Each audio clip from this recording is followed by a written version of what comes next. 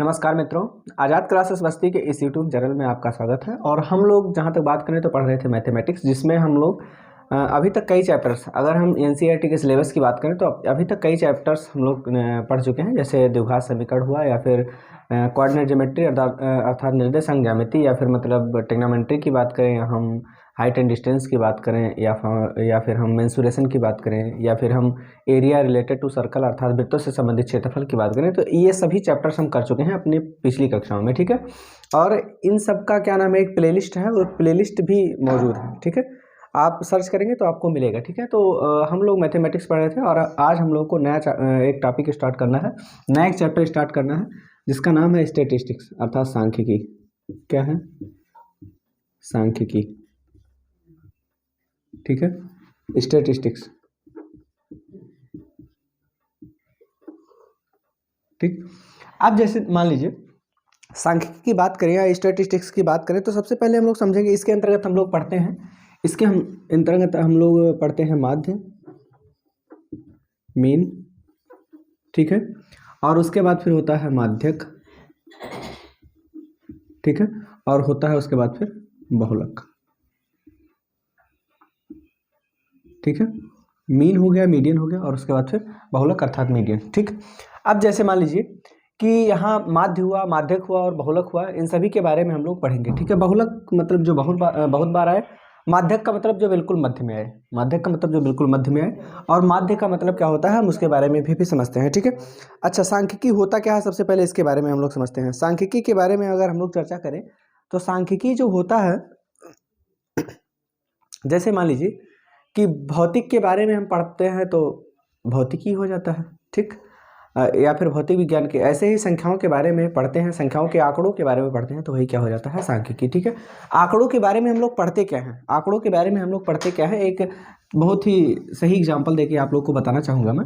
जैसे मान लीजिए कि आप देखते होंगे आपके घरों में, अगर देखा जाए तो आपके घरों में सामान पर डे आता है। ठीक है, और किसी किसी के घर ऐसा नहीं होता है, बाकी तो लगभग घरों में ऐसा होता है कि बजट तैयार किया जाता है, मंथली बजट कि मंथली मतलब एक महीने में कितना खर्चा आ रहा है, एक महीने में कितना खर्चा आ रहा है। जैसे मान लीजिए कि आपके घर मान लीजिए कि नमक आता है, चीनी आता है, दाल आता है, या जो कुछ भी मतलब रोज़मर्रा की ज़िंदगी में आपको आवश्यक होने वाली वस्तुएं हैं, वो सभी चीज़ें आती हैं, वो सभी चीज़ें आती हैं, तो उनकी कोई कीमत होगी।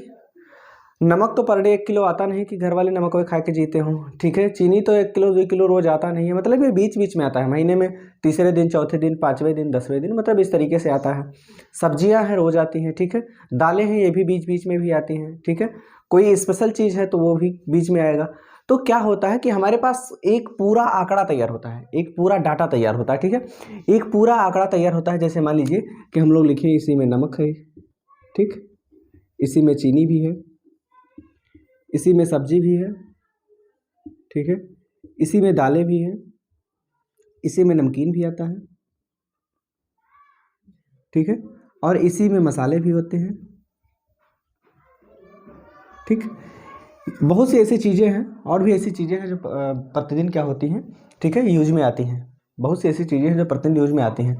तो हम लोग जैसे मान लीजिए कि अगर कहा जाए कि एक मंथ का डाटा हम लोग तैयार करें, एक मंथ का, अगर एक महीने का डाटा हम लोग तैयार करें, तो नमक कहा गया कि महीने में 2 बार आया, चीनी को कहा गया महीने में 8 बार आया, सब्जी को कहा गया महीने में 30 का 30 दिन आया, दालों को कहा गया तो महीने में 8 बार आया। ठीक, नमकीन को कहा गया तो महीने में 10 बार आया, मसाले को कहा गया तो महीने में 5 बार आया। ठीक, मान लीजिए ये कहा गया। अब एक बात बताओ, अगर नमक, मान लीजिए कि नमक 2 बार आया है, 2 बार आया है, इसी को हम बारंबारता कह देंगे, इसी को हम क्या कह देते हैं, बारंबारता कहते हैं। ठीक है, एफ कहते हैं अर्थात फ्रीक्वेंसी, इसी को कह देते हैं हम। अब ये फ्रीक्वेंसी जो है आपके पास, ये बारंबारता होगी। बारंबारता मतलब कोई सामान कितनी बार आया है, कोई सामान कितनी बार आया है। अब जैसे मान लीजिए कि ये तो हो गया, और उसके बाद फिर मान लीजिए कि नमक की कीमत मान लेते हैं कि 15 रुपये किलो है। ठीक, चीनी की कीमत मान लेते हैं 30 रुपये किलो है, सब्जी मान लेते हैं कि प्रतिदिन का जो खर्च आता है मान लीजिए कि 20 रुपये का आता है, दालों का मान लेते हैं प्रतिदिन का जितनी बार आया 10 बार में 10 रुपये में आया। ठीक है, नमकीन का मान लेते हैं कि जितनी बार आया, एक बार की कीमत मान लेते हैं कि 15 है। ठीक, और मसालों की कीमत मान लेते हैं कि आपके पास 5 है। ठीक, इतना मान लेते हैं है आपके पास, अर्थात 5 रुपये जब भी आते हैं मसाले 5 रुपए के आते हैं, और अगर महीने में 5 बार आए तो आप कहोगे कि मैं कुल कितने का आया, 25 का आया। अगर नमकीन 10 बार आता है और 15-15 का आता है तो इसका मतलब कहोगे आप 150 रुपये का आया। अगर दालें आपके पास 8 बार आती हैं और 10-10 रुपए की आती हैं तो कहोगे कि 80 रुपये में आया। ठीक, मान लीजिए आपके पास सब्जी 30 दिन आता है और 20-20 रुपये का, तो 30 दूना 600 रुपये का कहोगे आ गया। अगर कहोगे चीनी 8 बार ठीक है आया और 30 रुपये किलो है तो 3 अट्ठे 24, 240 रुपये का आ गया। मान लीजिए नमक 2 बार आता है, एक पैकेट की कीमत 15 रुपये है तो कितना हो जाएगा, 30 रुपये हो जाएगा। मतलब अगर इसको हम टोटल जोड़ दें तो आपको महीने का खर्च हो जाएगा। अगर इस टोटल को जोड़ दें तो हमको क्या हो जाएगा, महीने का खर्च हमको आ जाएगा। अब महीने का खर्च तो हमको आ जाएगा, अगर हम इन सभी को जोड़े तो 0 0 0 0 0 5 हो गया। ठीक, 5 2 7 8 7 15 15 और 7 22। ठीक, हासिल 2 हो गया, 2 2 4 6 8 1 9। ठीक, 925। अगर हम लोग देखें तो हमारे पास कुल महीने का खर्च कितना आया, 925। कुल महीने का खर्च कितना आया, 925। कुल खर्च कितना आया, 925। अब 925 ये खर्च तो आया, 925 ये आपको खर्च तो आया, लेकिन कितने दिनों में आया, 30 दिनों में आया। क्या निकालेंगे हम, 30 दिनों में आया। अगर 30 दिनों में आया हमारे पास, अगर हमारे पास 30 दिनों में आया तो हम कहेंगे कि अगर औसत क्या है हमारा, हम कहेंगे औसत क्या है। औसत मान लीजिए कि हम 30 से भाग करेंगे तो 30 तियाँ क्या हो जाएगा, 90 हो जाएगा, फिर 120 25 बचेगा, फिर 0 बढ़ाएंगे, 3 अट्ठे 24, मतलब लगभग 30.8, मतलब 30.8 अर्थात प्रतिदिन का लगभग 30 रुपये का खर्चा या 31 रुपये का खर्चा। ठीक है, प्रतिदिन का आपका खर्च कितना आया, 31 रुपये का। ये आपका औसत हो गया। क्या हो गया, औसत। औसत और समांतर माध्य या माध्य में अंतर क्या होता है कि जैसे मान लीजिए ये तो था औसत, ये संख्याओं का योग बटा संख्याओं की संख्या। और दूसरी चीज क्या होती है कि हम क्या करते हैं कि जो संख्याओं का योग होता है अर्थात कुल जोड़ लेते हैं। अर्थात नमक कुल कितने का आया, 30 का, चीनी कुल कितने का आया, 240 का, सब्जी कुल कितने का आया, 600 का, दालें कितने की आई, 80 की, नमकीन कितने का, 150 का, और मसाले कितने के आए आपके, 25 के। टोटली आपका मान लीजिए कि आ गया 925। टोटल कितना आ गया, 925 आ गया। अब जैसे मान लीजिए कि बारंबारता क्या है आपके पास, बारंबारता को जोड़ लेते हैं। इनको जोड़ेंगे 8 2 10, 30 10 40, 10 50, और 50 और 13 क्या हो जाएगा, 63। 50 और 13 क्या हो जाएगा आपके पास, 63। अर्थात क्या हुआ कि कुल मिला के बारंबारता आपके पास कितनी हो गई, 63। बारंबारता क्या हो गई, 63। तो जब हमको मीन या माध्य निकालना होता है, माध्य को x बार से दिखाते हैं। किससे दिखाते हैं, x बार से दिखाते हैं। ठीक है, और ये होता है सिग्मा एफ एक्स अपान सिग्मा एफ। यहाँ सिग्मा जो है, यहाँ जो सिग्मा है इसका मतलब होता है योग। इसका मतलब क्या होता है, योग, मतलब जोड़ना। मतलब क्या होता है, जोड़ना। ठीक है, समेसन बोला जाता है इसको, समेसन। ठीक है, समेसन का मतलब योग। ठीक है, अब इनको जोड़ना, सिग्मा का मतलब जोड़ना, एफ का मतलब क्या है, एफ आपके पास क्या है, बारंबारता है। एफ आपके पास क्या है, बारंबारता है, और एक्स क्या है आपके पास, संख्याएं हैं। एक्स क्या है आपके पास, संख्या, दैट इज नंबर्स। ठीक है, अब आपके पास ये नंबर्स हैं और इसके बाद फिर ये फ्रीक्वेंसी है, और मान लीजिए कि ये सिग्मा। ठीक है, सिग्मा एफ और एक्स दोनों में मल्टीप्लाई हो रहा है, और यहाँ सिग्मा का मतलब योग कर दो किसका, एफ और एक्स के गुणनफल का। एफ और एक्स का जो गुणा हुआ हो उनका योग कर दो। जैसे मान लीजिए कि ये आपके पास एफ था और ये आपके पास क्या था, एक्स था। हमने एफ और एक्स का गुणा कर दिया, ये क्या आ गया, एफ एक्स, और इन सभी को जोड़ा तो ये हमारे पास क्या आ गया। ठीक है, ये हमारे पास आ गया सिग्मा एफ एक्स। ये हमारे पास क्या आ गया, सिग्मा एफ एक्स। इन सभी को जोड़ा, ये जोड़ा, किसको जोड़ा है, फ्रीक्वेंसी को, तो ये क्या हो जाएगा, सिग्मा एफ हो जाएगा। ये क्या हो जाएगा, सिग्मा एफ हो जाएगा। ठीक है, अब हमको माध्य निकालना होगा। माध्य निकालना होगा तो हम जानते हैं माध्य एक्स बार बराबर, एक्स बराबर क्या होता है, sigma F X. Sigma F x क्या है आपके पास, 925, और बटे में, ठीक है, सिग्मा एफ कितना आया है, 63। सिग्मा एफ क्या आया है, 63। ठीक है, अब जैसे मान लीजिए कि 63 से अगर इसमें भाग कर दें, 63 से अगर इसमें भाग करें 925 में, ठीक है, तो 63 एकम क्या हो जाएगा, 63, 12 में से 3 घटाएंगे 9 हो जाएगा, और उसके बाद फिर यहाँ 8 में से 6 घटाएंगे 2 और 5 हुआ, फिर 6 चौके 24। ठीक है, 4 3 12, 4 6 24, 1 25, 5 में से 2 घटाएंगे 3, 9 में से 5 घटाएंगे 4 हो जाएगा, दशमलव बढ़ाएंगे यहाँ 0 हो जाएगा, ये हो जाएगा 6 7 42, 7 बार नहीं 6 बार जाएगा, मतलब लगभग 14.6 के आसपास आ जाएगा। क्या जाएगा, 14.6 के आसपास। ठीक है, इसी के आसपास हमारा आंकड़ा, हमारा डाटा जो है प्राप्त होने वाला है। अर्थात ये जो समांतर माध्य होगा ये 14.6 का होगा। समांतर माध्य होगा अर्थात लगभग इतने रुपए प्रतिदिन का खर्च है, लगभग इतने रुपए प्रतिदिन का क्या है, खर्च है, प्रतिदिन का खर्च है। अर्थात कुल सामानों को हम लाए तो हमारा औसत लगभग क्या निकला कि 14.6 रुपये का लगभग हर कोई पड़ता है। मतलब इसमें क्या किया जाता है कि समांतर माध्य का मतलब जैसे मान लीजिए कि दो दोस्त हैं मेला, 3 दोस्त हैं मेला देखने जा रहे हैं, किसी के पास 5 रुपये है, किसी के पास 15 रुपये है, किसी के पास 20 रुपये है। ठीक, अगर कहा जाए कि लगभग कितना कितना रुपया है सभी के पास, अगर कहा जाए कि लगभग कितना कितना रुपया है सभी के पास, तो क्या करेंगे कि इन तीनों को जोड़ेंगे, 15 5 20 और 20 क्या हो जाएगा 40, 40 बटा क्या कर देंगे 3, तीनों लोगों में बांट देंगे। 3 से जब हम भाग करेंगे तो ये हो जाएगा 13 3 39, 13.33 लगभग यही आसपास आ जाएगा, लगभग यही आपको मिलने वाला है। अर्थात क्या होगा, ये लगभग माध्य हो जाएगा। लगभग क्या हो जाएगा, माध्य कि लगभग इतने इतने रुपए सबके पास है तो कम ज़्यादा, लेकिन लगभग इतना इतना रुपए आपके सभी के पास है। ठीक है, ये हो गया हमारे पास। ठीक है, तो इस तरीके से आंकड़ों का क्या किया जाता है, निरूपण किया जाता है, और आंकड़ों के इसी निरूपण को क्या कहा जाता है, सांख्यिकी कहा जाता है, स्टैटिस्टिक्स कहा जाता है। ठीक है, स्टैटिस्टिक्स जो होता है हमारे पास, सांख्यिकी जो होती है, इसमें इसके अंतर्गत हमने बताया कि माध्य के बारे में चर्चा करेंगे, माध्यक के बारे में चर्चा करेंगे, बहुलक के बारे में चर्चा करेंगे, इन्हीं सब आंकड़ों के बारे में क्या करेंगे, हम चर्चा करेंगे। ठीक है, सबसे पहले हम लोग सिंपल डाटा जो आपके पास नॉर्मल डाटा दिया गया हो उसका माध्य कैसे निकालते हैं उसके बारे में हम लोग समझते हैं। ठीक है, और समझना क्या है, हम लोग लगा चुके हैं, साधारण जो डाटा आपको दिया गया हो उसका हम लोग कैसे माध्य निकालते हैं ये हम निकाल चुके हैं। ठीक, एक एग्जाम्पल के थ्रू समझते हैं। ठीक है, जैसे मान लीजिए कि सबसे पहला हम लोग पढ़ेंगे माध्य। क्या पढ़ेंगे, माध्य। और माध्य पढ़ने की ये जो हमारी विधि होगी इसको प्रत्यक्ष विधि कहेंगे। क्या कहेंगे, प्रत्यक्ष विधि।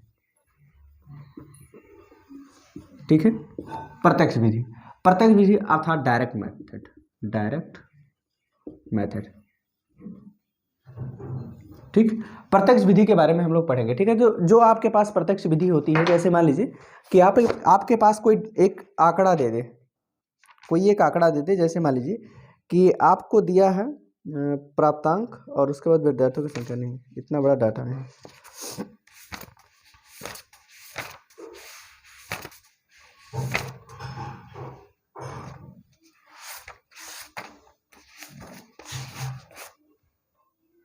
चलो ठीक है, प्रत्यक्ष विधि में जैसे मान लीजिए कि आपके पास एक प्रश्न दिया गया है, एक तरफ है प्राप्तांक, एग्जाम्पल में दिया गया है आपके। ठीक है, एक तरफ क्या है प्राप्तांक और दूसरी तरफ क्या है विद्यार्थियों की संख्या।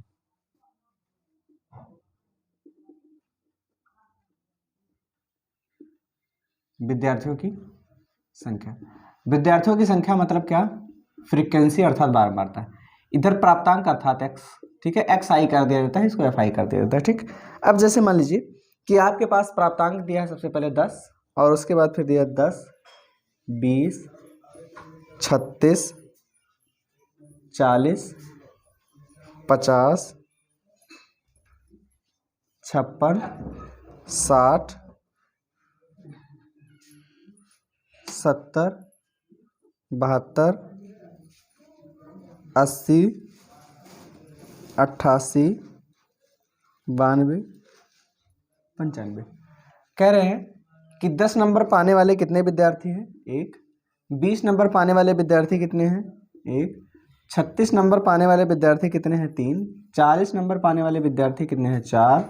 50 नंबर पाने वाले विद्यार्थी कितने हैं, 3। 56 नंबर पाने वाले विद्यार्थी आपके पास 2 हैं। 60 नंबर पाने वाले आपके विद्यार्थी 4 हैं। 70 नंबर पाने वाले विद्यार्थी भी आपके पास 4 ही हैं।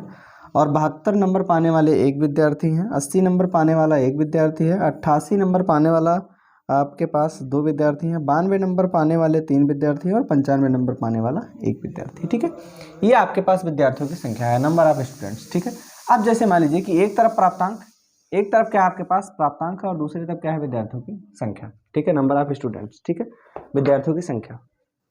अब जैसे मान लीजिए कि आपके पास यही दिया गया है, इधर है विद्यार्थियों की संख्या, विद्यार्थियों की संख्या अर्थात ये क्या है, फ्रीक्वेंसी। आपके पास क्या है, फ्रीक्वेंसी है। ठीक, अब क्या करते हैं हम, अब क्या करते हैं, हमको माध्य निकालना है। क्या निकालना है, माध्य निकालना है प्रत्यक्ष विधि से। हम सबसे पहले क्या करेंगे, यहाँ आपके पास ये एक्स आई है, एफ आई है, हम यहाँ निकालेंगे F I x I, F I into X I. अब जैसे मान लीजिए एफ आई एक्स आई हम यहाँ निकालेंगे। अब यहाँ क्या करते हैं कि जैसे मान लीजिए 10 नंबर पाने वाला एक विद्यार्थी है, अर्थात कुल मिला के कितना नंबर, 10 ही नंबर। 20 नंबर पाने वाला एक विद्यार्थी, अर्थात 20 से कम 20 ही नंबर हो जाएगा। लेकिन 36 नंबर पाने वाले 3 विद्यार्थी हैं।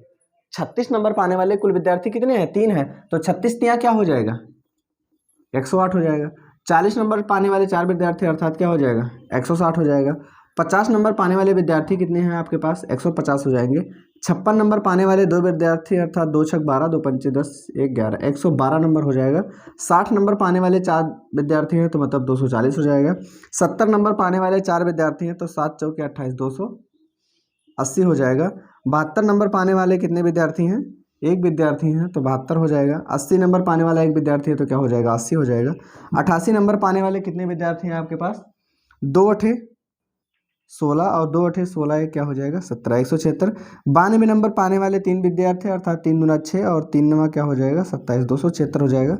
और 95 नंबर पाने वाला केवल एक विद्यार्थी है, ठीक है, एक का गुणा कर देंगे वही हो जाएगा। अब यहाँ एक चीज देखिए, आपके पास एफ आई एक्स आई है, अर्थात बारंबारता का गुणा किसमें कर दिया हमने, प्राप्तांक में कर दिया है, ठीक है, अर्थात जो आपके पास संख्या दी गई थी, ठीक है। यहाँ क्या करते हैं, हम टोटल नंबर्स देख लेते हैं कि टोटल नंबर्स क्या है हमारे पास।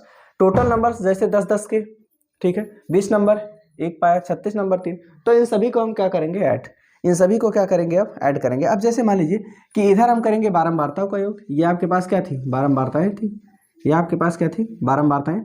अब बारंबारताएं तो आपके पास हैं ये, इधर बारंबारताओं का योग करेंगे कि कुल कितनी बारंबारताएं होंगी, कुल कितनी बारंबारताएं हो गई, चाहे जितना नंबर पाने वालों की, अर्थात कोई भी संख्या कितनी बार आया है, तो जोड़ लेंगे। 1 1 2 3 5 5 4 9 9 5 14 14 और 8 22 22 और 4 26 और 26 4 30, कुल बारंबारता क्या है आपके पास, 30। एफ आई एक्स आई का अगर हम योग करेंगे तो एफ आई और एक्स आई का योग जो आपके बुक में दिया गया है वो दिया है 1779, ठीक है। हम जोड़ेंगे तो ज़्यादा टाइम लगेगा, 1779, ठीक। आपके बुक में जो योग दिया है 1779 का दिया है, अर्थात क्या है कि हमारे पास एक सिंपल डाटा दिया गया था, हमारे पास एक साधारण डाटा दिया गया था और इसको प्रत्यक्ष विधि से हमको माध्य निकालना था। तो क्या करें हम लोग कि इस प्राप्तांक, ये जो प्राप्तांक है, ठीक है, सबसे पहले उसका गुणा हम फ्रीक्वेंसी में कर दिया, जो हमारा आया उसका योग कर लिया। अब हमको निकालना है एक्स बार, अर्थात माध्य। X bar is equal to होता है sigma F X, sigma F I x आई अपान में क्या होगा, सिग्मा एफ, ठीक है, सिग्मा एफ आई। अब सिग्मा मतलब योग, एफ आई एक्स आई का योग कितना आया है, ये आया आपका सिग्मा एफ आई एक्स आई, ठीक है। इसका योग कितना आया, 1779 और बट्टे में क्या हुआ आपके पास, ये क्या है, बारंबारताओं का योग, अर्थात सिग्मा एफ है। आपके पास क्या है, सिग्मा एफ कितना आया है, 30, ये क्या आया है, 30। अगर हम 30 से भाग कर दें 1779 में, अगर हम 30 से भाग करें 1779 में, तो हमको मिल जाएगा 3 पचे 15, 3 9 27, 3 पचे में 15 हो जाएगा, 2 17, 3 9 27 और 3 तियाँ 9 हो जाएगा, ठीक। 59.3 आ जाएगा, क्या आ जाएगा, 59.3। ये आपको मिलने वाला है माध्य अंक। क्या मिलने वाला है आपको, माध्य अंक, क्या मिलने वाला है, माध्य अंक, ठीक। अर्थात इसका मतलब क्या है कि अगर सभी में नंबर्स को बराबर बराबर बांट दिया जाए, सभी में नंबर्स को बराबर बराबर बांट दिया जाए, तो लगभग 59.3 59.3 59.3 यही अंक सभी को क्या हो जाएंगे, प्राप्त हो जाएंगे, ठीक है। तो ये sigma F I x I upon sigma क्या हो गया, एफ आई। ये आप इस तरीके से समांतर माध्य निकाल सकते हो, कब, जब आपके पास ये जो प्रत्यक्ष विधि हो, प्रत्यक्ष विधि से निकाला जाए, और दूसरी चीज आपके पास जब नॉर्मल डाटा दिया गया हो, आपके पास सामान्य डाटा दिया गया हो, तब उसके लिए है कि इसको निकालते हैं। दूसरी प्रकार की डाटा क्या होती है कि उसमें क्या कर दिया जाता है, थोड़ा सा इसी में डिफरेंट कर दिया, डिफरेंस थोड़ा सा कर दिया जाता है। डिफरेंस क्या होता है कि इसमें होता यह है कि जैसे मान लीजिए कि 10 20 है, 36 है, यहाँ सीधा एक्सआई नहीं दिया जाता है, सीधा एक्सआई नहीं दिया जाता है, कह दिया जाता है कि 10 से 20 नंबर पाने वाले इतने हैं, ठीक है, या फिर मान लिया 20 से 30 नंबर पाने वाले इतने हैं, 30 से 40 नंबर पाने वाले इतने हैं, मतलब इस तरीके से कर दिया जाता है। तो ये जो डाटा होता है ये और भी छोटा हो जाता है, ये जो डाटा होता है और भी, अगर हम कहें 70 से 80 तक पाने वाले तो अभी तीनों लोग एक ही में आ जाएंगे, अगर हम कहें 50 से 60 तो ये तीनों एक में आ जाएंगे, अगर हम कहें 20 से 30 तो ये दोनों एक में आ जाएंगे, ठीक है, ये एक में ही मतलब इस तरीके से होता है कि कई डाटा इकट्ठा हो जाते हैं, तो ये जो आंकड़ा होता है आपका और छोटा हो जाता है। इसी को वर्ग अंतराल कहा जाता है कि मतलब इतने से इतने के बीच में, जैसे मान लीजिए कि ये होता है वर्ग अंतराल, वर्ग अंतराल। आप लोग ही अपने दैनिक जीवन में देखते होंगे कि जैसे मान लीजिए कि वर्ग अंतराल के बारे में अगर हम बात करें तो वर्ग अंतराल होता क्या है, वर्ग अंतराल अर्थात वर्गों के बीच में अंतराल, वर्गों के बीच में अंतराल अर्थात जैसे मान लीजिए कि आपको कहा गया कि ढेर सारे बच्चे दिए गए हैं, ढेर सारे बच्चे दिए गए हैं और ढेर सारे बच्चों को कहा गया कि जैसे मान लीजिए कि आप पता करो कि सभी बच्चे कितने कितने किलोग्राम के हैं, आपको पता करना है। अब छोटे नन्हे मुन्ने भी हैं, हेड़ा भी हैं, ठीक है, सभी लोग हैं उसमें, सभी लोग उपस्थित हैं। अब अगर उनका माप करना होगा तो कोई 1 किलो 2 ग्राम का है, कोई 2 किलो 2 ग्राम का है, कोई 5 किलो 15 ग्राम का है, कोई 8 किलो 200 ग्राम का है, मतलब इसी तरीके से होगा कि नहीं होगा, होगा। अर्थात इस तरीके से अगर 1000 बच्चों का डाटा कह दीजिए तब तो आपकी खटिया खड़ी, हालत खराब हो जाएगी आपकी, ठीक है, नहीं हो पाएगा इतने आसानी से। लेकिन आप और इतना अगर मान लीजिए कि आप माप लिए तो कहा गया कि आंकड़ों को बताओ, तो आंकड़ों को बताना आपके लिए आसान नहीं होगा। तो आप क्या कहोगे, आप सीधा सा कहोगे कि आंकड़ा थोड़ा छोटा कर दिया जाए और कहा जाएगा कि 0 से 10 किलोग्राम के बीच में 10 बच्चे हैं, 10 किलोग्राम से 20 किलोग्राम के बीच में, ठीक है, 10 से 20 किलोग्राम के बीच में 40 बच्चे हैं, 20 से 30 किलोग्राम के बीच में 300 बच्चे हैं, 30 से 40 किलोग्राम के बीच में, ठीक है, आपके पास 500 बच्चे हैं। अब इस तरीके से अगर आप डाटा को कह देते हो तो 30 से 40 के बीच में जो 500 बच्चे हैं, ठीक है, उन 500 बच्चों को अलग अलग नहीं बताना पड़ेगा। अर्थात ये वर्ग अंतराल हो गया, क्या हो गया, वर्ग अंतराल। अब वर्ग अंतराल जो होता है इसीलिए किया जाता है कि डाटा को थोड़ा छोटा कर दिया जाए, डाटा को क्या कर दिया जाए, थोड़ा छोटा कर दिया जाए। और वर्ग अंतराल, और उसके बाद फिर एक दूसरी चीज होती है वर्ग चिन्ह। क्या होता है, वर्ग चिन्ह। वर्ग चिन्ह क्या होता है, वर्ग चिन्ह निकालने के लिए हम इसके निम्न और ऊपरी सीमा को, जैसे मान लीजिए वर्ग अंतराल आपको दिया है 10 से 20, ठीक है, ये आपका वर्ग अंतराल है, ये क्या हो गया आपको वर्ग अंतराल, ये आपके पास वर्ग अंतराल है।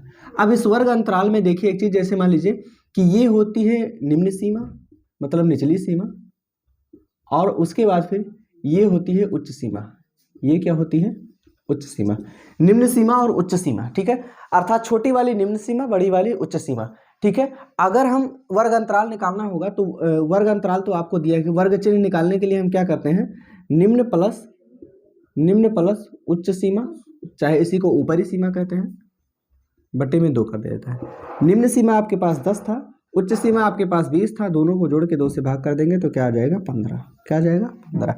अब जैसे मान लीजिए कि निम्न सीमा ऊपरी सीमा दोनों को जोड़ा, 2 से भाग कर दिया, क्या आ गया 15। अब एक बात ध्यान से देखो, 15 10 और 20 के ठीक मध्य में आ रहा है कि नहीं आ रहा है, आ रहा है ना, ठीक है। इसीलिए कहा जाता है कि कह दिया जाए कि 10 से 20 के बीच में इतने बच्चे हैं, तो कोई कहेगा कि मान लो कि कुल मान लीजिए कि 18 किलो हो, तो मान लीजिए कुल 12 किलो के हो, तो ठीक है, तो कहा जाता है कि चलो ना तेरा ना मेरा, बीच का 15 मान लेते हैं, बीच का क्या मान लेते हैं, 15 मान लेते हैं, इसीलिए इसको वर्ग चिन्ह कहा जाता है, ठीक है, इसी को क्या कहते हैं, वर्ग चिन्ह कह लिया जाता है, ठीक है। तो इस तरीके से अगर आपके पास वर्ग अंतराल दे दिया जाए और वर्ग अंतराल देने के बाद आपको कहे कि आप समांतर माध्य निकालिए, तो कैसे निकालेंगे वो भी हम लोग क्या करते हैं, सीखते हैं। वर्ग अंतराल आपको दिया हो और वर्ग अंतराल देने के बाद क्या निकालना हो आपको, समांतर माध्य।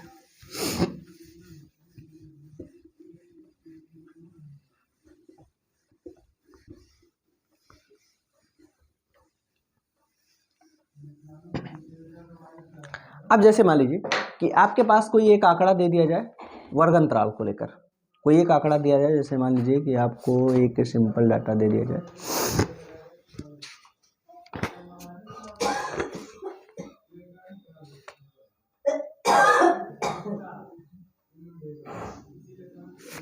देखिए एक तरफ दिया है वर्ग अंतराल, एक तरफ दिया है क्या,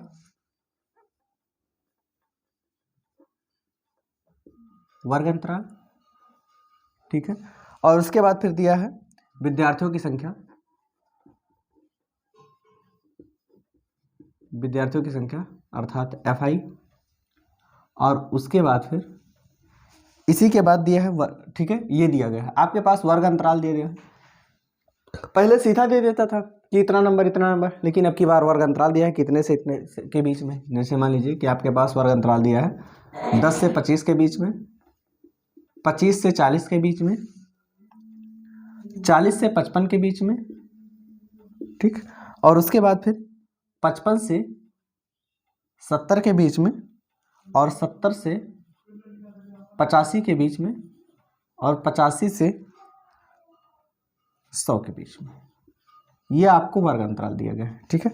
बारंबारता विद्यार्थियों की संख्या दी गई है 2, अर्थात 10 से 25 के बीच में 2 है, 25 से 40 के बीच में 3 है, और 40 से 55 के बीच में 7 है, और 55 से 70 के बीच में 6 है, 70 से 85 के बीच में कितने हैं आपके पास? 6 हैं। और 85 से 100 के बीच में भी कितने? 6। ठीक, ये आपको दिया गया, आपको दे दिया है वर्ग अंतराल। और वर्ग अंतराल देने के बाद, वर्ग अंतराल देने के बाद आपको क्या दे दिया है? वर्ग अंतराल देने के बाद, वर्ग अंतराल देने के बाद आपको क्या दे दिया है? विद्यार्थियों की संख्या। ठीक है, अब हमको मालूम नहीं है। ठीक है, जैसे मान लीजिए कि ये आपका, ठीक है, यही होता है आपका एक्स आई। क्या होता है? एक्स आई। लेकिन यहाँ एक्स आई दिया ही नहीं है, यहाँ एक्स आई दिया ही नहीं है। वर्ग अंतराल दे दिया कि इतने से इतने के बीच में है। अब किसका गुणा करेंगे? 2 का गुणा हम 25 में करें कि 10 में करें? ये कंफ्यूजन थी। तो लोगों ने कहा कि एक बात बताओ कि हम 2 का गुणा 10 में, पहले तो हम एक्स आई में गुणा कर देते थे। ठीक है, सिग्मा एफ आई एक्स आई निकाल लेते थे, एफ आई और एक्स आई का गुणा करवा के। लेकिन अब एक बात बताओ कि वर्ग अंतराल जो आपको दिया गया है, ठीक है, वर्ग अंतराल जो दिया गया है, इमें हम ऊपरा वाले में गुणा करें, नीचवा वाले में गुणा करें? ठीक है, ये कंफ्यूजन थी। तो कहा गया कि ना आप ऊपर वाले में करो, ना आप नीचे वाले में करो, सीधा सा वर्ग चिन्ह निकाल लो। सीधा सा क्या करो? वर्ग चिन्ह निकाल लो। वर्ग चिन्ह क्या होता है? ठीक है, वर्ग चिन्ह क्या होता है कि मान लीजिए कि 10 से 25 है, 10 और 25 दोनों का जोड़ देंगे, ऊपरी और निम्न सीमा को, और 2 से भाग कर देंगे। 25 10 क्या होगा? 35, और बटे में 2। 35 का आधा क्या होगा? 17.5। 35 का आधा क्या होगा? 17.5। अर्थात 10 और 25 का वर्ग चिन्ह क्या हो जाएगा? 17.5, अर्थात 17.5। इसी तरीके से 25 और 40 का हम निकालेंगे। 25 और 40 का अगर हम निकालेंगे तो 25 और 40 का वर्ग अंतराल, अर्थात वर्ग अंतराल दिया गया है 25 40 का, और 25 40 दोनों को जोड़ के हम 2 से भाग करेंगे। 25 40 65, और 65 में 2 से भाग करेंगे तो ये हो जाएगा 2 तिया 6 2। हाँ ठीक, 2 तिया 6 2 दूना 4, और उसके बाद 2 पंचे 10, अर्थात 32.5 आ जाएगा आपके पास। 32.5। इसी तरीके से 40 और 55 के बीच में निकालेंगे तो 40 और 55 को जोड़ के 2 से भाग करेंगे तो हो जाएगा ये 47.5। ऐसे ही 55 और 70 के बीच में करेंगे तो आ जाएगा 62.5। ऐसे ही 70 और 85 के बीच में करेंगे तो आपको आ जाएगा 77.5। ऐसे ही 85 और 100 के बीच में करेंगे तो 92.5। यह आपको वर्ग चिन्ह, हमको वर्ग चिन्ह निकालने की आवश्यकता काहे को पड़ी? इसलिए कि कोई कह रहा है 85 लो, कोई कह रहा है 100 लो, कोई कह रहा है 85 की ओर ज्यादा है तो 85 ले लो, कोई कह रहा है 100 की ओर ज्यादा है तो 100 को ले लो। लेकिन एक ने कहा कि नहीं, ना तो 85 ना तो 100 ना तो 13। जैसे दुकान पे सामान लेने जाते हैं, आप कहते हो कि ये सामान 80 रुपए दूंगा, अगला कहता है नहीं 100 रुपए देंगे, 100 रुपए लूंगा। ठीक है, तो आप और दोनों में बहस चल रही थी, तब तक तीसरा आया, कह रहा है ना भैया 80 और ना 100, आप 90 दे दो। ठीक है, आप भी 10 चले आओ, आप भी 10 चले आओ। ठीक है, तो इस तरीके से यही वर्ग चिन्ह होता है। ठीक है, यही वर्ग चिन्ह होता है हमारे पास, कि मतलब दोनों का मध्यांक निकाल लिया जाता है, दोनों को जोड़ के 2 से भाग कर दिया जाता है। ठीक है, तो हम जब दोनों को जोड़ के 2 से भाग किए तो 17.5 आया, मतलब 10 के बाद कितना बढ़ा? 7.5 बढ़ा, तभी तो 17 हुआ। तो लगभग यही सब में जोड़ दिया जाता है। 25 में 7 जोड़ेंगे 32, 40 में 7 55। ठीक है, तो खैर ये चीजें अलग होती हैं। इन दोनों को जोड़ के 2 से भाग करेंगे, आपको वर्ग चिन्ह आपको मिल जाया करेगा। ठीक है, अब आपको वर्ग चिन्ह मिल गया। यही जो वर्ग चिन्ह होता है, आपको एक्स आई नहीं मालूम था, यही जो वर्ग चिन्ह है इसी को हम एक्स आई ले लेते हैं, इसी को क्या करते हैं? X I. अब हम निकालेंगे एफ आई एक्स आई। क्या निकालेंगे? एफ आई एक्स आई। ये प्रत्यक्ष विधि है आपकी, ये प्रत्यक्ष विधि अर्थात डायरेक्ट मेथड है। ठीक है, माध्य निकालने का, ठीक है, माध्य फाइंड करने का, आपको मीन निकालने का, ये क्या है? प्रत्यक्ष विधि है। ठीक है, इसके बाद क्या नाम है, कल्पित माध्य विधि आता है और पग विचलन विधि भी आता है। ठीक है, तो उसके लिए अलग अलग फार्मूले होते हैं। खैर कुछ अलग नहीं होता है, इतना सीख गए तो वो भी सीख गए, कुछ भी नहीं है एक्स्ट्रा। अब जैसे मान लीजिए कि आपके पास एफ आई और एक्स आई दोनों आ गए, दोनों का गुणा कर देंगे। गुणा कर देंगे तो 2 का गुणा 17.5 में करेंगे तो 17 दूना 34, और एक क्या हो जाएगा? 35। ठीक, ऐसे ही 32.5 में अगर हम 3 का गुणा कर दें, 32.5 में अगर हम 3 का गुणा कर दें तो ये हो जाएगा 3 पचे में 15। ठीक है, और 3 दूनी 6 1 7, और 3 क्या हो जाएगा? 9। 97.5 आ जाएगा। 7 में गुणा कर दें 47.5 का तो ये हो जाएगा 7 पचे 35 के 5, हासिल 3 हो गया, 7 7 49, 3 52, और 7 चौका 28, 5 33। ठीक, ये हो गया आपके पास। 6 का गुणा कर दे 62.5 में तो ये हो जाएगा 6 पंचे 30। ठीक है, और 6 दूना 12, 3 15, और 6 छक 36, और एक क्या हो जाएगा? 37। ऐसे ही 6 में गुणा कर दे 77.5 का तो ये हो जाएगा 6 पंचे 30, और 6 सत्ते 42, 3 45, और 6 सत्ते 42, और 4 46, 465 6 का गुणा 92.5 में कर दें तो 6 का गुणा 6 पंचे 30 हो गया। ठीक है, 6 दूनी 12, 3 15 हो गया, 6 9 54, और एक 55। ठीक, आपके पास आ गया 555। ठीक है। ये आपके पास है एफ आई एक्स आई। अब एफ आई एक्स आई का गुणनफल हमको मिल गया तो यहाँ निकाल लेंगे सिग्मा एफ आई एक्स आई, अर्थात इन सभी को जोड़ लेंगे। जोड़ो 5 5 10 के 0, हासिल 1 हो गया, 7 5 12 और 1 हासिल 13, 13 और 7 20 और 10 30 के 0, हासिल हो गया 3, 9 3 12 3 15, 15 और 10 25, 25 और 11 36, 25 और 11 हाँ 36, 36 के 6 हासिल 3 हो गया, 3 3 6 3 9, 9 4 13 और 13 5 क्या हो गया 18। क्या हो गया आपके पास 1860। सिग्मा एफ आई एक्स आई बराबर क्या आ गया आपको 1860 आ गया। अब वर्ग चिन्ह जो है इससे हमको अब कोई मतलब नहीं, जो मतलब था वो निकल चुका है। बारंबारताओं को जोड़ लेंगे, ये हो जाएगा आपको sigma F i. Sigma F I जोड़ लेंगे 6 3 18 7 3 10, 18 10 28 तो क्या हो जाएगा 30। क्या हो जाएगा आपके पास 30 हो जाएगा। क्या आपके पास 30 आया। अब जैसे मान लीजिए कि हमको समांतर माध्य निकालना है, अर्थात x bar is equal to क्या होता है सिग्मा एफ आई एक्स आई अपान में क्या होता है sigma F i. Sigma F I x i, sigma F I x i, sigma का मतलब समेसन अर्थात योग, एफ आई एक्स आई अर्थात बारंबारता, और जो वर्ग चिन्ह आया हो उसके गुणनफलों का योग 18 कितना आया है 1860 आया है। और बटे में आपको क्या आया है सिग्मा एफ आई कितना आया है 30 आया है। क्या आया है 30 आया है। इनको सॉल्व करें तो 1 0 से 1 0 कैंसिल हो जाएगा, 3 6 18 3 दूनी 6, क्या आ गया 62। क्या आ गया 62। अर्थात ये जो आपको वर्ग अंतराल के माध्यम से दिया गया था, देखो एक डाटा नॉर्मल दिया, तो नॉर्मल डाटा था तो सीधा फ्रीक्वेंसी में गुणा करके हम लोग जोड़ लिए थे और sigma F I x I upon sigma F I लगा दिए थे। लेकिन यहाँ आपको अगर वर्ग अंतराल दे देता है तो सबसे पहले हम जो बारंबारता लिखा गया वो तो लिखा ही गया, उनको भी जोड़ लेंगे।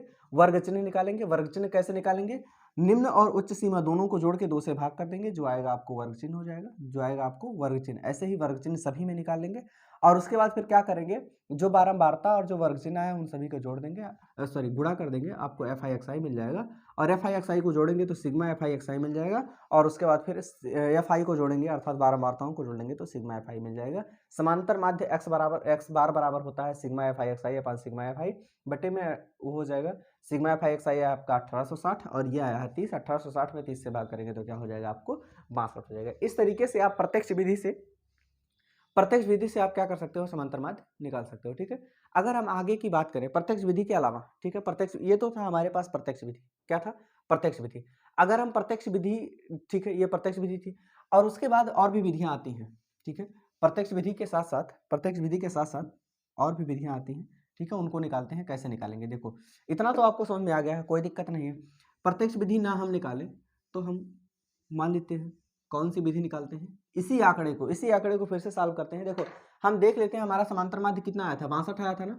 हर विधि से 62 ही आएगा समांतर माध्य, चाहे आप, बस थोड़ा सा क्या होता है कि प्रत्यक्ष विधि में थोड़ा सा कैलकुलेशन आपका ज़्यादा होता है।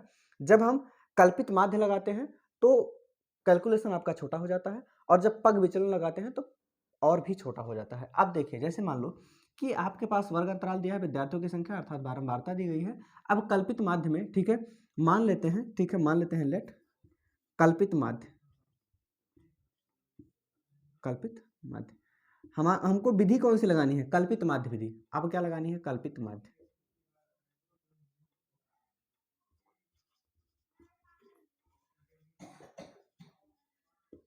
कल्पित माध्य, ठीक है, कल्पित माध्य अर्थात एज्यूम्ड, ASSUMED, ठीक है, एज्यूम्ड मी, ठीक है, कल्पित माध्य। कल्पित का कल्पना करना का मतलब, एज्यूम का मतलब ही होता है कल्पना करना, ठीक है, इमेजिन, ठीक है। कल्पित माध्य हम मान लेते हैं, ठीक है, जैसे मान लीजिए कि आपके पास आंकड़े दिए गए हैं, ये आपके पास आंकड़े दिए गए हैं, ठीक है, और आपने निकाल लिया एक्स आई, सॉरी इसको मिटा दिया था हमने, एक्स आई, मान लीजिए कि एक्स आई आपने निकाला। एक्स आई कैसे निकाला था हमने, इन दोनों को जोड़ के, अर्थात वही वर्ग चिन्ह कैसे निकाला था हमने, वर्ग चिन्ह जो निकाला था 10 से 25 के बीच में क्या आया था 17.5 आया था, ये आया था 32.5, ठीक है, और यह आया था आपका 47.5, यह आया था 62.5, और यह आया था 70 और 85, ये आया था 77.5, और उसके बाद फिर यह आया था 85.5, एक मिनट 85 7 92.5, ये आया था आपको, ये आपको आया था क्या वर्ग चिन्ह, ठीक है। इतना तक तो सब में करते हैं, चाहे वो कल्पित माध्य हो, चाहे वो पग विचलन हो, चाहे वो प्रत्यक्ष विधि हो, चाहे वो क्या हो प्रत्यक्ष विधि। अब यहाँ एक काम और करते हैं, मान लेते हैं कल्पित माध्य बराबर कल्पित माध्य मतलब कल्पना किया गया माध्य। हम जो वर्ग चिन्ह दिया गया है इसी में से किसी एक को मान लेते हैं कल्पना करके कि ये वाला हमारा माध्य है। क्या मान लेते हैं? ये वाला कोई भी मान लीजिए कि इसमें हमने मान लिया 47.5, 62.5 भी मान सकते हो आप, 77.5 भी मान सकते हो, 92.5 भी मान सकते हो, और उसके बाद फिर 17.5 भी आप मान सकते हो, कोई दिक्कत नहीं। ठीक है, कल्पित माध्य विधि से हमको निकालना है। ठीक है, अब जैसे मान लीजिए कि यहाँ तो देखें सिग्मा एफ आई आपके पास 12 मात्राओं का योग कितना आया था? 6 6 12 6 18 10 28 2 30 आया था। ठीक, ये आपके पास आया था 30। अब ये जो दिया गया इसमें से हमने मान लिया कल्पना करके कि हमारा जो कल्पित माध्य ए है, कल्पित माध्य, ठीक है, एज्यूम्ड आपके पास जो माध्य है हम मान लेते हैं कि 47.5। क्या है हमारे पास? 47.5। हम कल्पना कर लेते हैं कि हमारे पास जो माध्य है वो 47.5, 47 क्या है? 5। अब यहाँ क्या निकालते हैं? आपने एफ आई और एक्स आई तो सुना था, यहाँ हम डी आई निकालते हैं। क्या निकालते हैं? D I. ठीक है, क्या निकालते हैं? D I. डी आई का मतलब, डी का मतलब होता है डेविएशन, मतलब विचलन क्या हुआ। ठीक है, डेविएशन देखते हैं। ठीक है, कल्पित माध्यिक विधि से। अब डी आई जो होता है ये होता है एक्स आई माइनस ए, एक्स आई माइनस ए। एक्स आई मतलब जो आपने वर्ग चिन्ह निकाला है, ए का मतलब जो माध्य निकाला है, ए का मतलब जो माध्य आपने माना है। ठीक है, अर्थात वर्ग चिन्ह में से हम क्या घटाएंगे? इसको वर्ग चिन्ह में से क्या घटाएंगे? हम कल्पित माध्य को घटाएंगे, वर्ग चिन्ह में से कल्पित माध्य को। अर्थात सबसे पहला है 17.5, हम 17.5 में से क्या घटाएंगे? 47.5। एक बात बताओ, क्या 17.5 में से 47.5 घटेगा? नहीं घटेगा, उल्टा हम लोग घटाएंगे। ठीक है, अर्थात आपके पास 17.5 रुपए है, 47.5 रुपए कर्जे में ले लेते हो तो आपके पास आ जाएगा 30। 30 क्या आएगा आपके पास? माइनस में।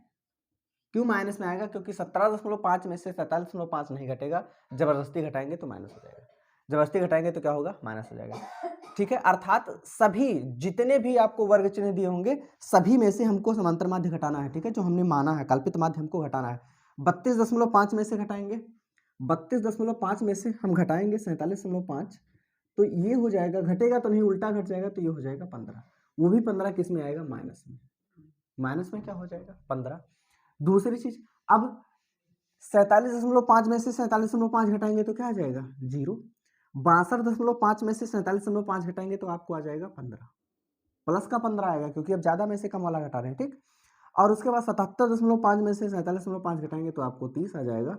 92.5 में से 47.5 अगर हम घटा दें, 92.5 में से हम घटा दें 47.5 तो ये हो जाएगा 0, 12 में 7 गए 5, और ये हो जाएगा आपका 8 में 4 गया, क्या आ गया आपके पास? 45। क्या जाएगा आपको? 45 आ जाएगा। ठीक, अब क्या करेंगे? ये आपको आ गया, ये डी आई।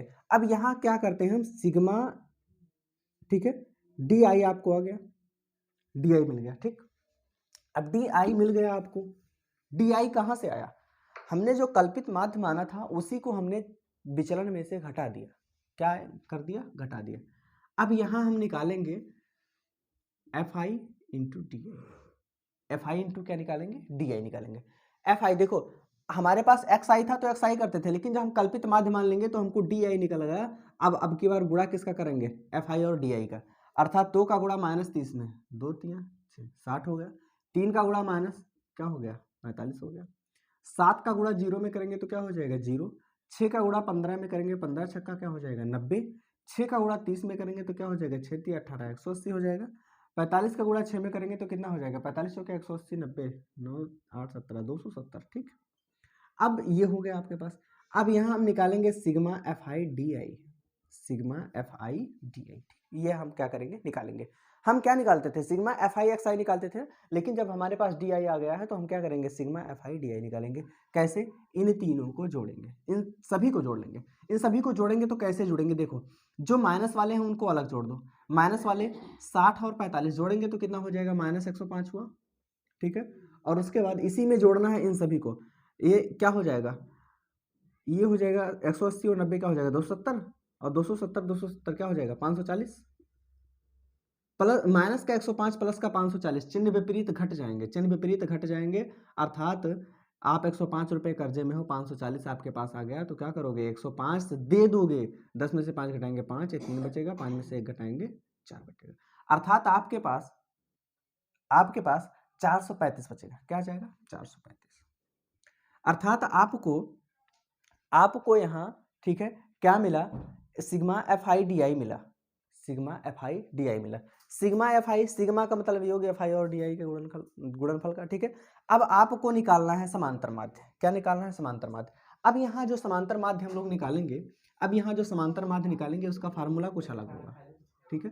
अब यहाँ x bar is equal to हो जाएगा, देखो हमने क्या किया है, ए को अर्थात कल्पित माध्य को सभी में से घटाया है। कल्पित माध्य को हमने सभी में से क्या किया है? घटाया है। अब अगर घटाया है तो हम जोड़ भी देंगे, अगर घटाया है तो जोड़ देंगे। हमारे पास sigma F I D I मौजूद है, अपान में क्या है? Sigma F I. X I होता था तब कोई दिक्कत नहीं थी, लेकिन डी आई निकालने के लिए हमने कितना घटाया है? 47.5। जो घटाया है वही जोड़ देंगे, अर्थात ए को घटाया है, ए को जोड़ देंगे। ये आपको नया फार्मूला मिल गया, ठीक। X bar is equal to हो जाएगा, ये फार्मूले रटने की आवश्यकता नहीं है। हम वहाँ सिग्मा एफ आई और एक्स आई निकालते थे तो हम सिग्मा एफ आई एक्स आई लिखते थे, बटे में सिग्मा एफ आई लिखते थे। यहाँ हमने डी आई निकाल लिया है, लास्ट में क्या निकाल लिया है? हमने डी आई निकाल लिया है। अगर हमने डी आई निकाल लिया है तो सिग्मा एफ आई डी आई करेंगे और बटे में सिग्मा एफ आई। लेकिन हमने ए को घटाया था एक्स्ट्रा, तो ए को हम एक्स्ट्रा जोड़ देंगे, ठीक है, जिससे हमारे आंसर में कोई डिफरेंस ना आया। ए कितना हमारे पास था? 47.5 plus sigma F I D I. Sigma F I D आई क्या है? 435 आपके पास, और बटे में आपके पास सिग्मा एफ आई कितना आया है? 30। क्या आया है? 30। अगर हम 30 से भाग करें तो ये 47.5 प्लस 30 से अगर हम भाग करें किसमें? 435 में। 30 से भाग करें हम 435 में तो ये हो जाएगा 30 से कम 30, 3 हो गया, 4 में से 3 हटाएंगे कितना होगा? 1, 5 हो गया, 3 चौके 12, 120, 5, 1 दशमलव बढ़ाएंगे 0, दशमलव बढ़ाएंगे 0 हो जाएगा, और 30 पंचे 150 आ गया 14.5। क्या जाएगा? 14.5। अब इन दोनों को अगर हम जोड़ दें, 47.5 14.5 को जोड़ेंगे क्या जाएगा? 62। X bar is equal to क्या मिला आपको? 62। जब हमने प्रत्यक्ष विधि निकाली थी तो भी आपके पास माध्य क्या आया था? 62। जब हमने कल्पित माध्य विधि को निकाला, एज्यूम्ड मेथड विधि से हमने निकाला माध्य को, तो भी हमारे पास माध्य कितना आया? 62 ही आया। तो भी हमारे पास माध्य कितना आया? 62 ही आया, ठीक है। अर्थात आंसर में कोई फर्क नहीं पड़ने वाला। ये था, दोनों में देखो डिफरेंस क्या था, अर्थात यहां तक तो हम लोग लगाते थे प्रत्यक्ष विधि में, फिर इसी में एफ आई का गुणा करवा के जोड़ के F i sigma F I से भाग कर देते थे। लेकिन कल्पित माध्य में क्या किया हमने कि हमने एक माध्य को कल्पना करके मान लिया, एक माध्य को क्या किया? कल्पना करके मान लिया, और कल्पना करके मानने के बाद उसी को हमने विचलन में से घटा दिया, जो आया वो डी आई निकला। अब डी आई का गुणा एफ आई में कर दिए तो एफ आई डी आई जोड़ दिए, इतना आया। फार्मूले के अनुसार आपका क्या गया? समांतर माध्य, ठीक है। अब इसी सारणी के अनुसार हम लोग पढ़ लेते हैं पग विचलन विधि। क्या एक विधि और बची हुई है? पग विचलन विधि। उसके बाद पहुंच जाएंगे कल एक्सरसाइज पे। अर्थात ये आपके पास है पग विचलन, पग विचलन विधि, ठीक है। पग विचलन विधि अर्थात क्या होता है? इसमें स्टेप डेविएशन होता है। डेविएशन का मतलब होता है विचलन। डेविएशन का मतलब क्या होता है? विचलन। अब देखिए यहाँ क्या होता है, देखिए कल्पित माध्य और पग विचलन में थोड़ा सा डिफरेंस होता है। क्या? देखिए हम यहाँ डी आई तक तो निकालते हैं, डी आई तक निकालते हैं, कोई दिक्कत नहीं होती है, डी आई तक निकालते हैं। अर्थात डी आई तक जो मैटर होने वाला है पग विचलन विधि के लिए भी, वो कल्पित माध्य के समान होने वाला है। कल्पित माध्य के क्या होने वाला है? समान होने वाला है। कल्पित माध्य के समान ही आपको होने वाला है। आप पग विचलन निकालोगे तो भी इतनी प्रक्रिया आपको करनी है, इतनी प्रक्रिया आपको करनी है। यहाँ डी आई तो आपका आया, ठीक है, लेकिन हम डी आई तक संतुष्ट नहीं होते हैं, डी आई तक संतुष्ट नहीं होते हैं। यहाँ हम यू आई निकाल लेते हैं। क्या निकालते हैं? यू आई निकालते हैं, और यू आई बराबर होता है डी आई बटे में एच। डी आई बटे में क्या होता है? एच। अर्थात जो डी आई आया है उसी में एच से भाग कर दिया जाए, उसी में एच से भाग कर दिया जाए। आप सोचोगे ये नया बखेड़ा क्या? एच क्या है?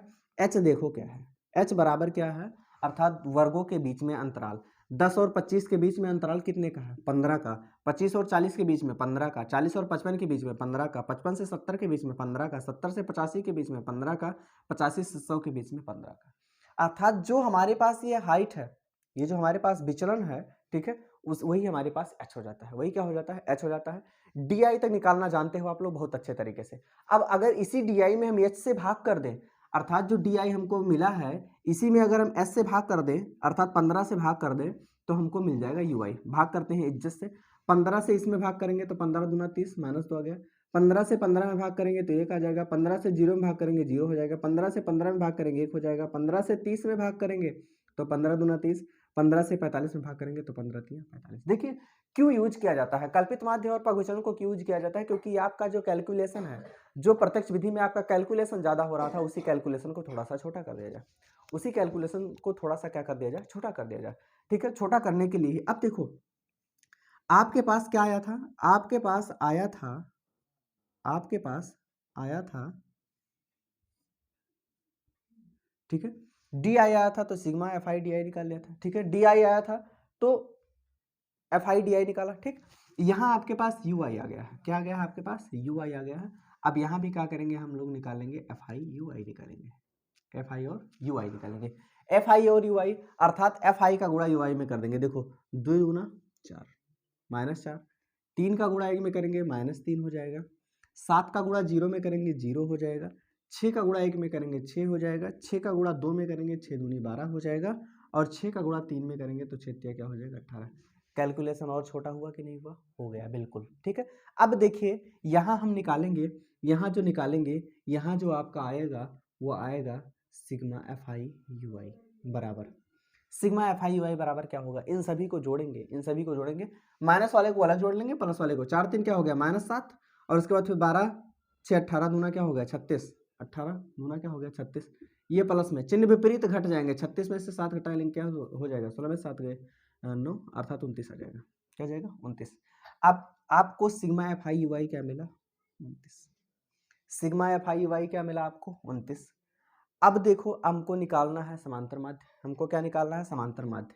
अब माध्य बराबर, माध्य बराबर देखो पग विचलन विधि क्या थी, पग विचलन विधि आपकी थी A plus sigma F I, D I निकाले थे तो हम डी आई लिखे थे, अब यू आई निकालनी है तो क्या निकलेंगे यू आई बटे में क्या होगा सिग्मा एफ आई, नीचे वाला नहीं बदलना। अब एक चीज ध्यान से देखो, हमने ए को घटाया था तो ए को जोड़ दिया, ए को घटाया था तो ए को जोड़ दिया, लेकिन एच से हमने भाग किया था तो गुणा भी कर देंगे। एस से हमने भाग किया था तो एस से क्या कर देंगे, गुणा कर देंगे, मतलब जस्ट अपोजिट, जस्ट अपोजिट करेंगे, आपको आपका आंसर मिल जाएगा। ठीक है, अब इसको अगर हम सॉल्व करें, इसको आगे हम सॉल्व करें तो कल्पित माध्य ए हमारे पास क्या था 47.5 plus sigma F I U I, F I U I क्या आपके पास 29 बटे में सिग्मा एफ आई आपके पास 30 और गुणे में एच क्या है 15, 15 कम 15, 15 दूना क्या हो गया 30, 15 दूना क्या हो गया 30। अब यहाँ आगे हम सॉल्व करें तो ये हो जाएगा 47.5 प्लस 47.5 प्लस 29 बटे में 2 आ गया, अर्थात 29 का आधा, 29 का आधा क्या होता है 14.5, 14.5, इन सभी को जोड़ेंगे 62 आ जाएगा। आप चाहे प्रत्यक्ष विधि से लगाओ, चाहे कल्पित माध्य विधि से लगाओ, चाहे पग विचलन विधि से लगाओ, ये तीनों मेथड्स आपके सामने और तीनों मेथड से सेम ही आंसर आता है और आएगा। अगर आपका सेम आंसर नहीं आ रहा है तो कहीं ना कहीं आपके लॉजिक में कोई प्रॉब्लम है, कहीं आपने गलती की है। तो ये आपके पास था पग विचलन, कल्पित माध्य, पग विचलन, प्रत्यक्ष, तीनों में सामने ही बढ़ते। देखो प्रत्यक्ष यहां तक लगाते हैं, कल्पित माध्य यहां तक लगाते हैं और पग विचलन यहां तक बढ़ जाते हैं। ठीक है, बाकी लास्ट में एफ आई अगर डी आई आया है तो एक्स आई तक करते हैं तो एफ आई एक्स आई हो जाता था, डी आई तक करते थे तो F I x I D आई हो जाता था, यू आई तक हमने किया है तो एफ आई यू आई हो गया, बात खत्म। ये क्या होता है, कैलकुलेशन थोड़ा सा छोटा, देखो उसमें कैलकुलेशन कितना बड़ा था ना, कितना ज़्यादा जोड़ना घटाना था, लेकिन इसमें क्या हुआ और भी छोटा हो गया, लेकिन इसमें क्या हो गया आपका और भी छोटा हो गया। तो इस तरीके से आप, ये आपके पास तीनों मेथड से, जिस मेथड से आप क्या कर सकते हो समांतर माध्य को निकाल सकते हो। इस चैप्टर में हम लोगों ने पढ़ा समांतर माध्य के बारे में, माध्य कैसे निकाला जाता है इन तीनों विधियों के बारे में, चाहे वो सामान्य विधि हो, चाहे वो वर्ग अंतराल वाला कोई आपके पास सारणी हो, चाहे आपके पास कोई नॉर्मल सारणी हो, सामान्य सारणी हो, इन दोनों के बारे में हम लोगों ने चर्चा की है। ठीक है, और अगले क्लास में हम लोग इसके एक्सरसाइज के साथ मिलेंगे। ठीक है, इसके एग्जांपल्स को हम लोग करेंगे। तब तक के लिए आप लोग हंसते मुस्कुराते रहिए, अपने और अपनों का ध्यान रखिए। धन्यवाद। और अगर कोई त्रुटि आती है, कोई भी प्रकार की समस्या जहां आपको समझ में नहीं आता है, तो आप जरूर कांटेक्ट कीजिए, जरूर आप क्या नाम है हमको कमेंट कीजिए। और अगर हमारा चैनल आपको अच्छा लगता है और आपके लिए हितकारी सिद्ध हो रहा है, ठीक है, आपको ये वीडियो पसंद आता है, तो चैनल को लाइक शेयर और सब्सक्राइब करना ना भूलें। धन्यवाद।